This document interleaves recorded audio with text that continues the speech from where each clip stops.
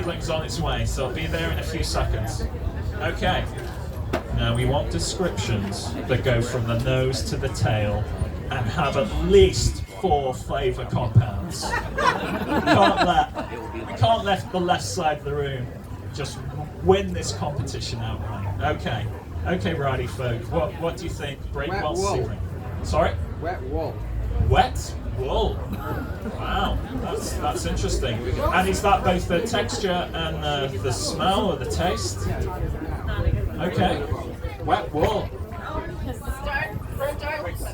Sorry? Starts out sweet, but ends up tasting like dirt, but in a good way. So we have a marketer in the room. So starts out sweet, but ends up tasting yucky in a good way. Like dirt in a good way. Okay, so it's got a lot of minerality, which is interesting. Tastes like caterpillars. Tastes like Caterpillars. some of you have the people eating soap and caterpillars and dirt in this room. Goodness gracious, they've really let themselves down in the food court in the fair this year by the sounds of things. Goodness gracious me.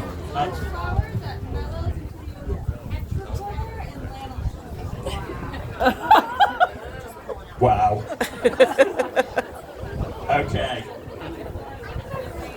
Okay, so that You have to repeat it.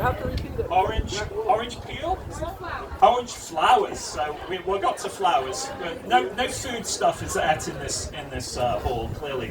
So orange flowers, changing to petrichor and lanolin. What's petrichor? Petrichor is the scent of the air as it's raining or right after it rains. The scent of the air as it rains. She's on the wrong side. Okay, guys, calm down now. Come on. We've got the whole set of sensory sensors on this side of the room. They're really trying to outdo you. So let's see what we've got. Okay, first contribution. Sake. Very interesting. So a bit of spiciness to it. Sake with the caterpillar. Wow, I'm bringing a packed lunch next year. Okay, so sake with a little bit of caterpillar. Anyone else? Yes. Herbal. Yeah, very nice. Herbal. Some of the stronger aromatic qualities of cider apples can come into the cider. Some of the sweeter sort of sensations, so your honey crisps are not going to make a very interesting cider, but the sort of herbal, more musky, more spicy flavors can come through the fermentation. So herbal is one of the qualities that can transfer through. Yes. Carob. Tastes like a plate. I think we're very picky eaters in this hall. Definitely. Probably the pickiest eaters we've ever had. Okay, so what's up next? Okay, so I've got to resist my cultural urges to say bad things about the French cider apples. So we're going to take a trip across the English Channel to Normandy in France, and we're going to taste Médaille d'Or, or gold medal. So it must have a really good reputation if it's called gold medal, right? So this famous actually in most of the cider making parts of the world, grown extensively of course in France, also grown in quite large numbers in the UK. So it was introduced to the UK by a club called the Woolhope Club, which is an agricultural club outside the town of Hereford. And they brought back about 15-20 very interesting French varieties just to add a little bit of additional choice and flavour to Hereford apples. Médaille d'Or was one of the selections. So let's see whether there are any Francophiles in the room. Have we got a few Francophiles? Am I the only Francophobe? Okay. No, I'm not the only Francophobe. Thank you. Okay, good. So, okay. I need educating, clearly. I need some cultural education. So I'll talk about the French cider making process because it's very distinct from the English in a few minutes.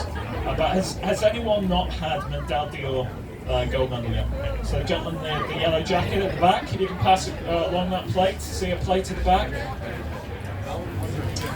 Okay, it's going to come to you, sir, momentarily. Okay, so this side of the room, we've only got 2 apples left, guys. You've got to give us your A game. Come on, let's hear what we think about Médaille d'Or. Yes. The white part of grapefruit. Grapefruit pith. Mark. The grapefruit pith, folks. The grapefruit pith. I'm surprised any of you have survived to adulthood on all these things you've been consuming. Okay, so a little bit of zestiness, a little bit of acid in there. No.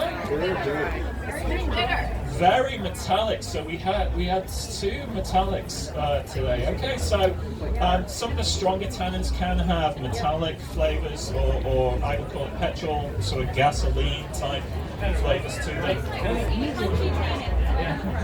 Lots of tannins right at the front. Okay. Eat it like eating a gold medal.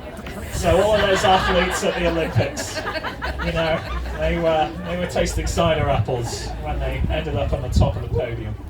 Great analogy. Thank you very much. Any other comments on this side of the room? Chewing a pill that you're not supposed to chew.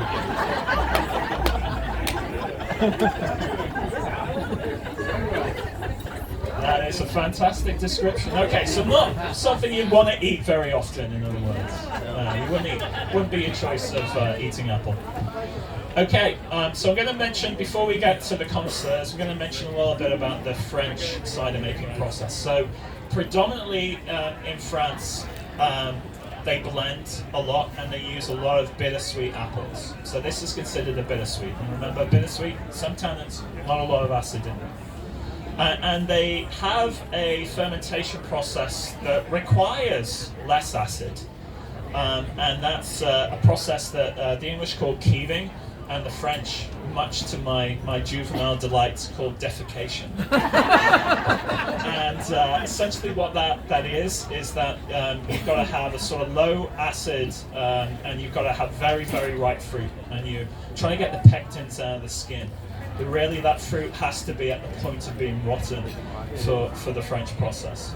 So it creates a lot of pectin, which forms as a gel at the bottom of the fermenter. And looking at this through glass is just amazing. It's just, it'll just blow your mind. It'll take you back to being a kid in chemistry class for the first time. But essentially the yeast gets started and start creating carbon dioxide.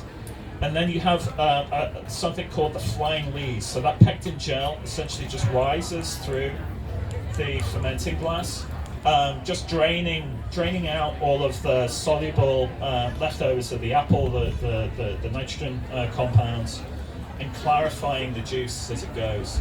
And then when it gets to the top of the fermenting glass and it's exposed to a little bit of air, it basically forms into a crust, what the French call the brown cap, sugar brune. And then now that's not the half of it. So in order to get that out after it's finished fermenting, you have to try to avoid breaking the crust, because the crust can then descend into the liquid. You've got to drain that liquid from below the cap. And that's the keeving process. So it adds very, very high clarity. You get a lot of natural sugars left in the fermentation process. Not all the sugar is converted to alcohol, so it's a sweeter juice. I enjoy it. I find it. I like a lot more bite, a lot more depth, and a lot more acid. But beautiful process just to observe. Never mind to drink. Okay. So you've had plenty of time, guys. I was really pacing myself to give you all the time in the world for the best descriptions of the Médaille d'Or. Then there cannot be any excuses. We can't have sweet or sour or tart on this side of the room now. Yes. So it starts with a slight hint of sweet and then scours your mouth with astringency, but then at the end it actually leaves a silky smooth taste on your tongue. Okay. So we've got beyond sentences, we're now talking probably close to paragraphs. But that was beautiful. What a beautiful description, thank you. And applause for that description. That was fantastic. Okay, anyone else on the connoisseur aisle? Astringently bitter spitter. A stringently bitter. Spitter. Spitter. Oh yeah. Yes. Tastes like a maple leaf. A maple leaf with a caterpillar. That's why I'm glad someone said silky and maple leaf because I feel like it starts. Bear with me. I feel like it starts off like mulberry leaves and then goes into the actual silk of the silkworm. Mulberry leaf and silkworm. That's all. Okay, so we went from mulberry leaves with a caterpillar, spinning silk. That beautiful. Yeah, very nice description. One more, yes. Kind of adding on to what she said earlier, the flavor almost vanishes the farther off you get from eating it. Nice. Okay, so not really a long tail on the taste. It hits you and then it fades. Nice, very nice. Okay, so the next apple, and I'm very certainly not familiar with this apple myself, so this is going to be a bit of an exploration for me as well.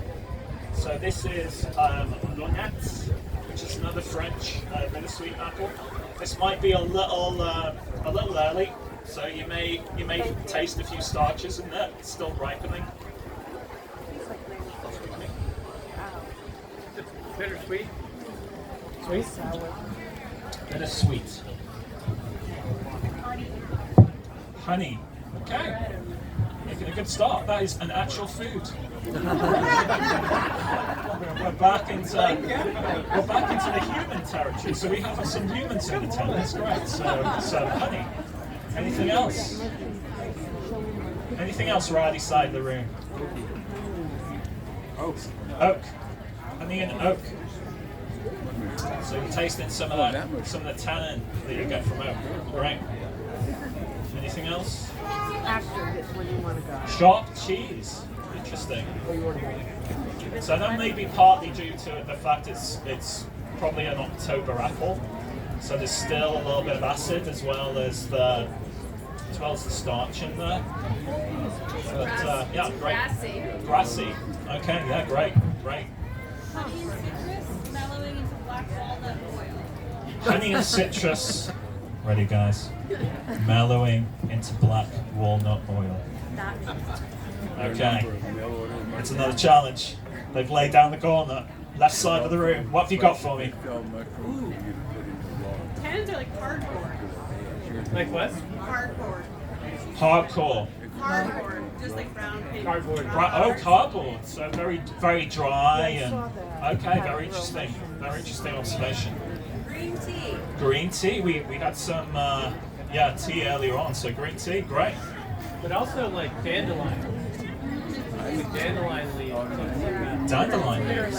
Okay. Can you say? A little bit of dandelion leaves. Anything else? Any other floral notes? No? We all exhausted. It's like being attending a class. I hope there's no exam after this. I hope it's a pass-fail. We need cheese. We need cheese to break off all that acid, yeah. But probably some cheese at lunch would probably be a good choice. And thank you for returning our beautiful Porter's Perfection. Have you not seen the Porter's Perfection on this side of the room? There you go, it's the Porter's Perfection for you. Okay, so we got a few minutes, so that's the end of the apple tasting. Congratulations. Thanks again to all our fantastic cutters. They had all their fingers. They didn't inform me they had all their fingers before they left, so that's great. There are spares, so you'd like to come up and taste the apples again, that's great. But we have a few minutes for questions, so any questions for me, either on apples, cider making? Yes? Oh, great question. Now, Repeat the question. do people make cider with crab apples? They do.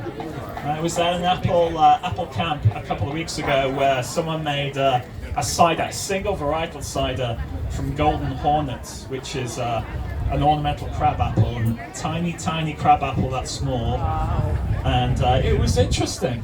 It was very interesting. Yes, I probably need to eat a whole wheel of cheese just to absorb all the acid in that.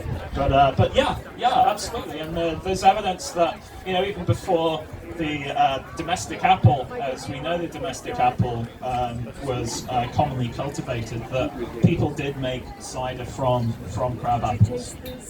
Yeah. If you were going to make this like a for fun cider out of the varieties that we tried, what would Yeah. you select and in what quantities? Oh, that's a great question. There's so many answers to that question. So I'll just repeat the question. So you're going to make a fun cider from the apples that we tasted. What would you choose, and what sort of balance would you go with those cider apples? I think if you ask 100 cider makers, you'll get 100 different answers.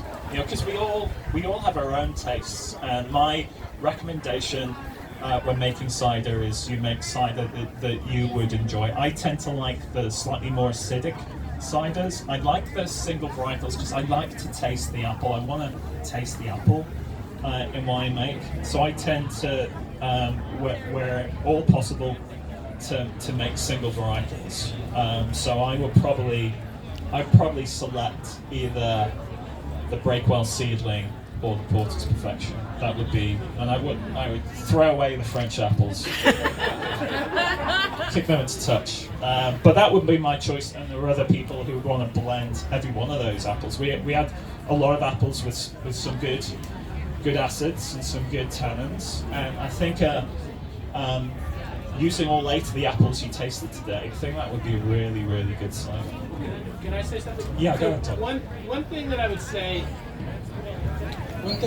that Dave was getting at, I would really recommend as people play with cider to play with cider. Right? The first time I went to visit, Dave was making cider, and he had made 18 ciders, 18, 19? Yeah. Of the same juice, but with 19 different yeasts, right? And it is a very interesting experiment because you know the juice is the same, you know the fermentation is the same, and you can taste the yeast, right? And what I would say, one of the things that I really, in my sort of cider making, I've taught a class called the Cider Project. I encourage people to make small batches of cider with the same juice, or with, you know, but if you made a small 1 gallon bit of each one of these and then just tried them, learning what a fruit tastes like once it's fermented will take you decades probably, but it's a great way to sort of, the single varietal juice versus the single varietal cider is really different, and learning that over time. And one of the things that I think about recipes and all that sort of stuff is you learn as you go what you like. And I adore the French cider apples because they're made for a specific kind of cider making, which is that peeved process. It will be often, you would experience it as sweet compared to the dry wine-like ciders or the acidic ciders of Spain. And I like all three. And one of the things that you have to learn is, what does this apple do once I ferment it? What does it taste like? And that learning process, that's amazing. One other comment about crab apples. One thing that people often, I try to remind people, John Bunker talks about this a lot, is the crab apple is just a small apple. All of these actually in America in botanical terms are crab apples because they're small. They're less than 2.5 inches, 2 inches in size. That's a crab. That's all that really means. So, yeah. So just one other addition to that. So I stressed this at the beginning. There's a great, if you haven't made cider yet, there's no time like now to make cider. The best apples to make cider with are the apples at the bottom of your garden. The apples are your neighbours. Maybe you give them some cider in return. There's just a remarkable sense of place, right? So the apples will change season upon season. You can taste your season or your neighbourhood season in your cider, and that gives you a great sense of place, a great sense of pride in what you've done and what you know your farm or your garden has produced for you. So don't wait for the perfect apple. I think wait and go for the perfect moment, and the perfect moment is now. Okay, yes. Do you have a particular yeast that you recommend? So as Todd mentioned, I've trialed most of the the French and the Canadian and Australian yeasts. What's my favourite? I do like, I think it's D47. D47. I can't remember the name of the company, but it's I think it's a Canadian company, but it's a white wine yeast. With a bit of shots, I do a wild fermentation, so I let the yeast on the apples, the yeast on the machinery just take over, and that's a party, right? Because it's multiple yeasts and they all add something different. And as I've become more experienced making cider, I've become more comfortable doing wild fermentations, and in many ways, the great thing about the wild fermentations is you don't know what you're going to get. If use commercial yeast if you want a particular outcome. Use a wild yeast if you want to be surprised, sometimes in a bad way. Yes. So using wild yeast, you just don't do anything. You crush the apples, you extract the juice, you put them in a carboy, you put an airlock on the carboy, and you let nature take its course. The yeast is already in the must. It's in the sweet side of the apple juice, and then it will get going. My recommendation is don't put that carboy in a warm room. Try and put it in a cellar if you have a cellar or a cool room in the house. That'll be a slower fermentation. You're more likely to get some of the flavors of the apples in a slower fermentation than a really rapid, violent fermentation. So try and put it in a cool room. Forget about it for 9 months, and then come back and bottle. What's the ideal temperature? Ideal temperature, somewhere in the high 50s, low 60s. Any lower than that, then you may stall the fermentation until the summer. Yeah. You're okay letting it sit in the leaves with the leaves in the bottom for 9 months? Again, and another question. So, are you okay letting it sit on the leaves for 9 months? That's a really great question. So the leaves is all the stuff that collects at the bottom of the carboy, and it's largely sort of dead yeast and some of the nitrous leftovers of the apple that come through into the juice. It depends on the apple that you're using. So you never want to do that you just have a sweet apple, there's no acid. You want to get it off the leaves as quickly as you can, because bad things will start to happen the longer you leave it on the leaves. Because I prefer more acidic apples, I will let it sit on the leaves for 9 months, a year, longer, because it adds some really interesting qualities back into the cider. So there is something that happens down in that leaf that can actually go into the cider. It helps sort of smooth the cider, the sharpness of the malic acid. So yeah, I'd like to leave my cider on the leaves for a really, really long time, but I like acidic ciders. You would never want to do that with sweet apples. Yeah. Our biggest barrier is actually this apple press and having space. So I'm wondering if you know of any libraries that rent them or farms. What a great question. So the equipment. If you don't own the equipment, where can you get the equipment? You would be the best suggestion I've got for you is actual orchard farms themselves, particularly the orchard farms that are just pressing for sweet cider, right? They've got the equipment to press for sweet cider. I don't have my own press equipment. I use a farm called 5 Star Farms further down the Blue Hill Peninsula, so they press for me. But yeah, typically you'll find that most orchards, even if they're not involved in hard cider making, they've got the equipment to do the pressing, and you'll yeah, it can be pricey. You don't want to do huge volumes. You don't want to do thousands of gallons. A cider that way is probably cheaper to buy the equipment. But yeah, if you're doing 20, 30 gallons, which is usually what I make for personal consumption, yeah, just lean on your friends. Yes. Can build one in a car jack. Car jack and like a couple metal plates, and Yeah. get like one of those like the race draining trays underneath. Yeah. Still like you get clean hot pillowcases, undyed, everything. Like you do then need like sugars for the apples, but you can DIY. Yeah, you absolutely. So someone was pointing out, lady at the front was pointing out, you can make your own equipment, and that's absolutely true. And there are second-hand bookshops over at the tail end, the north end of the campus here, and they may sell a book by a gentleman called Claude Jolicoeur. And he's a amateur cider maker, but I think mechanical engineer by profession. And in his book, the new Cider Maker's Handbook, he's got an entire chapter, and it goes completely over my head on the mechanics, but he's got an entire chapter in that book in terms of making both the press and also making apple crushers and building them yourself. So you can follow those instructions and make your own equipment. Yes? Is it important to melt, or what's the word, dissolve the sugar before you add it in? Okay, so we're getting into religious debates at this point.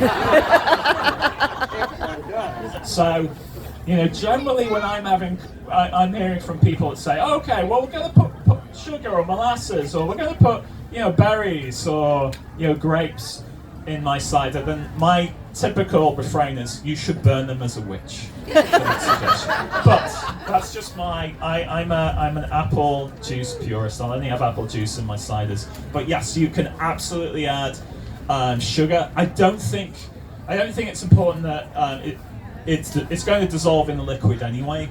So I don't think you need to sort of dissolve it before you mix it. I think if you're just adding the sugar straight into the carboy, you probably do want to agitate the liquid so it spreads fairly evenly. But there are numerous times, particularly when you have low sugar apples and you're trying to aim for a particular ABV, alcohol by volume, that you can add sugar into the fermentation process. So it's typically added.